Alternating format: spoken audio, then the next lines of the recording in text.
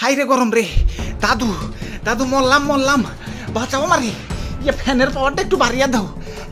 ওরে বাপুরে, ইয়া বাতাস পারতে পারতে হাতটা ধরে গেল। ইয়া বাতাসে কামইব না, পানি আনো, মাথায় পানি দাও তৈব। দাদু কোন পানি আনু? এই ভর্তু করে টাঙ্কির পানি যে গরম, ডাইরেক্ট চা বানান যাইব। পানি আনার দরকার নাই, আমারে ডাইরেক্ট ফ্রিজে ঢুকাও, চালু চালু।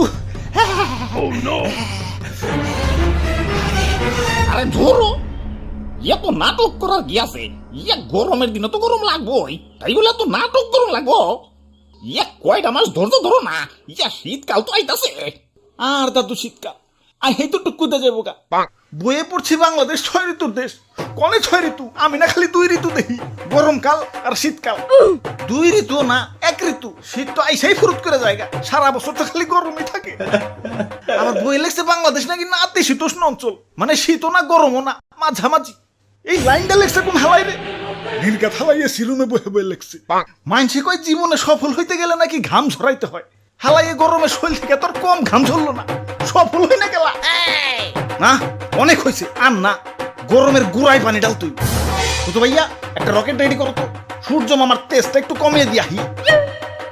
এই যে ভাই রেডি। আরে এইটা কি বানাইছ?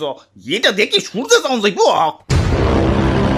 এটা নাহিদ ভিডিও, সবই সম্ভব। ওই সুন্দর